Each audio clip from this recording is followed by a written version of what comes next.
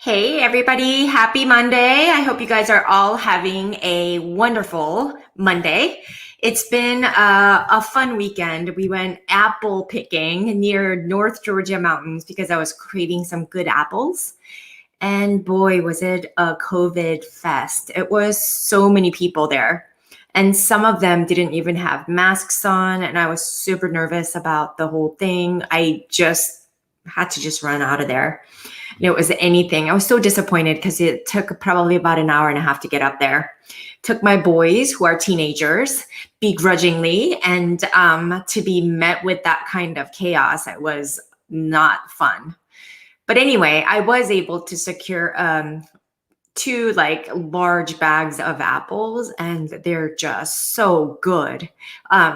So if you are or if you have seasonal apples near where you live, maybe you should seek out some apple farms. There's nothing better than apples picked straight from the tree. It was so delish.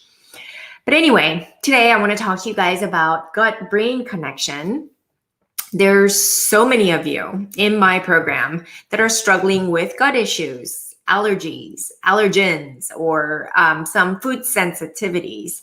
And primarily in our program, we do focus on the gut health first and foremost with autoimmunity because we know that leaky gut is at the root of all your issues. Our gut is considered the second brain. It's called the enteric nervous system because researchers are discovering that our gut communicates with our brain. And these two systems are interconnected, and together, the two brains play a key role in not only health, but also disease. So it's giving us a lot of information about the role of our gut. And you know how that feeling that we get, like we get a gut feeling about somebody, something, or some circumstance. Usually you want to really listen to that gut feeling because many of us, we're kind of numb to it, right? And that's sort of what I want you guys to be a little bit more aware of going forward, to really start to listen to your body because of that enteric nervous system.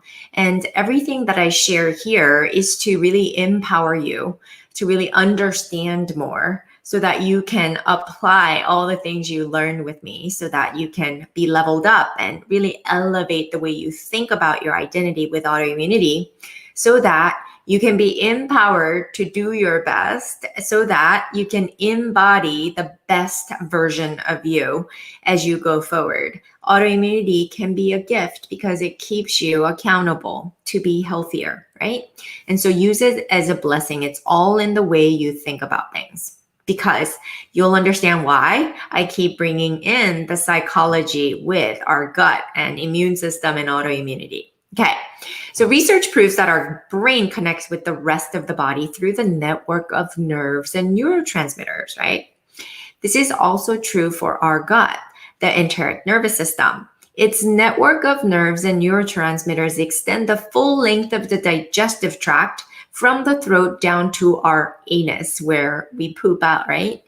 Because the same network of nerves and neurotransmitters are involved in our central nervous system and the enteric nervous system, medical experts are now beginning to call the gut our second brain.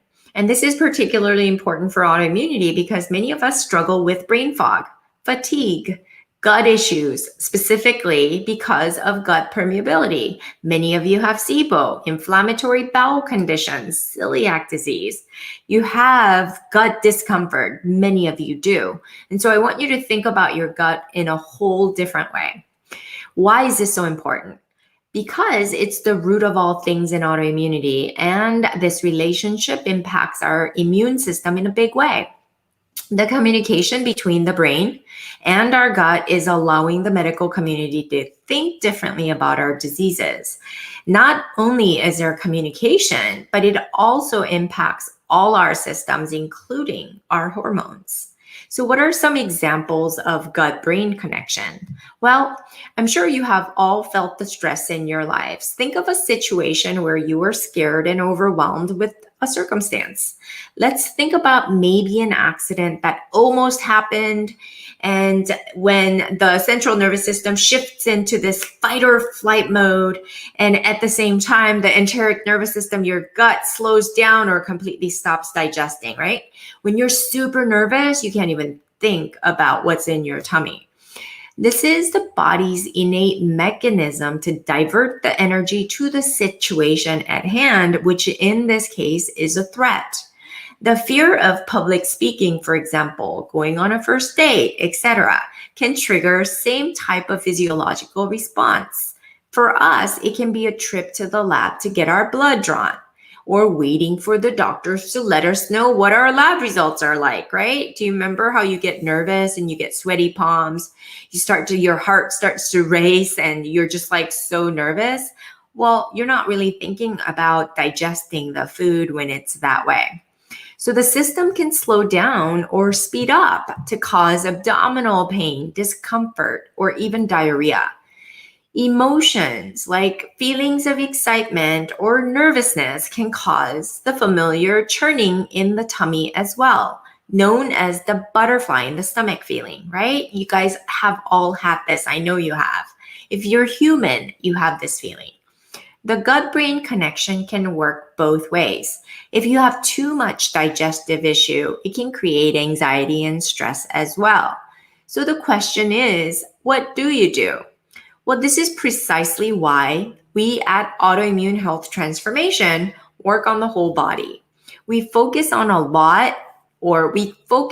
lot on managing mental health, because everything starts in our mind, right? It's the thoughts that trigger our feelings, that creates our behavior, or it drives our behavior to create the result in our lives, right? And doctors usually recommend psychologists, antidepressants, or any other types of medication to numb such feelings. But if the thoughts are something that's innately controlled and it's something we can manage, and I know this to be true, why do you need external information or have a talk out with a psychologist to figure this out? I've done both, right? I've had this crazy mind for a long time. So I've gone to see a psychologist, psychiatrist, as well as tried antidepressants, because there was a phase in my life where it was really bad. I had to be on Prozac for a bit, way back when. I remember my doctor friend at the time told me Prozac is like vitamin P. Because of the stress in medical school, everybody's on Prozac. And I thought, And at the time, I was not as aware of all the research. And it was before I got into functional medicine. And so I thought, because I felt so bad and I was driving everybody around me mad, and I was just in this constant state of panic. And so I had to resort to Prozac. And when I did, I didn't feel like myself. So at most, I tried it for about a month. And then I decided to fix everything and then got into this whole functional medical realm. And I understand now that my mind and my thoughts are what creates or triggers my feelings. So as long as I can check my mind around what the circumstance is, because that's always power within me, right? And really taking a good look at what's going on, because we have over 60,000 thoughts a day, right? So if left unchecked, it can be like a toddler with a knife in its hand. It can be very destructive, because that's what runs our lives.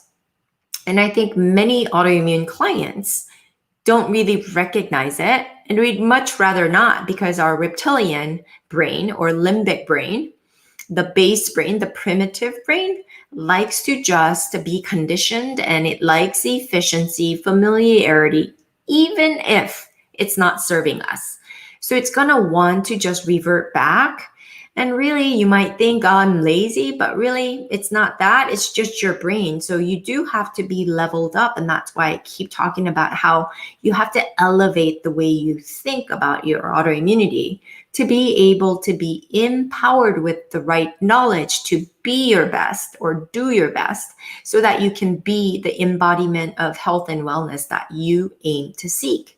So as long as you're intended or intent on getting there and are committed no matter what, you can get there. So with that being said, all such things were discussed in our 7-day autoimmune detox challenge that I hosted probably about a week and a half ago. And the replay page is still up because many people benefited from it. And because I gave my heart and soul into that program or the 7-day challenge, I know it can transform your life if you give it a chance. So if you haven't gotten an opportunity to partake in that challenge, where I give you 7 straight up meals for 7 days, I give you breakfast, lunch, and dinner. I tell you what, when, and how to eat something for 7 days.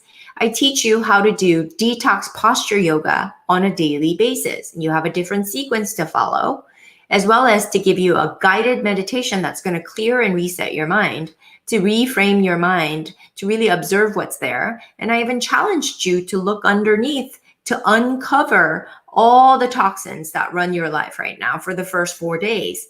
And then I shifted gears into telling you about creating health.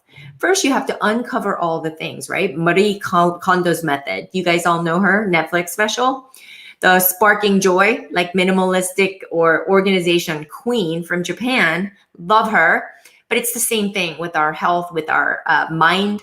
I liken it to just empty it out completely, because we don't even do that. And I call that the brain dump, because that's how she organizes each room category by category, pulls everything out of the drawer, and then only keep what you want. So it's really an intentional way of really adapting and really clearing space. Because when you have so much junk coming in or in your house, you don't invite in more abundance. You just are so full that there is nothing more, nothing better that can come into it, right? Same thing with our mind. How we think determines how we feel, and how we feel triggers our actions or inactions to create the result. And so our thoughts and belief systems are exactly what we're creating in our lives. So if you really wanted to uncover that for the first 4 days, and so we laid it all out from foods, toxins in foods, toxins in lifestyle, toxins in the environment, and toxins in your thoughts. And then we kind of proceeded to learn about the alkaline method and to shift to create your health day by day. And it's all about strategically aligning yourself to your inner core. And really, it's super simple, but you need sort of this coaching and accountability and support to go along with it. Because the moment that you're left to your own vices, you'd subject yourself to go revert right back to your reptilian ways of handling your life, which is not the most optimal way. Not too late. Link is below. Sign up until it goes down. I think it's where we decided that it's going to go down October 5th. I hold you accountable. I give you a lot of things to really implement. If you do nothing from that program and follow through the 7 days, I'd be interested in knowing how it's transformed. I'm not interested in just reversing your condition. I am interested in drastically transforming your health, your life, your relationships, your whole thing. It's all about mind-body mastery that ultimately leads to health mastery, that ultimately leads to life mastery, right? Mind-body mastery. And so go with me so that you can have this joy from inside out. No more superficial mumbo jumbo, no woo-woo-ness, but just being straight up human by somebody who's done the thing and living the thing. And so I'm very well equipped to take you on this path. So sign up, link is below, and I'll see you guys soon. Have a great Monday, or have the best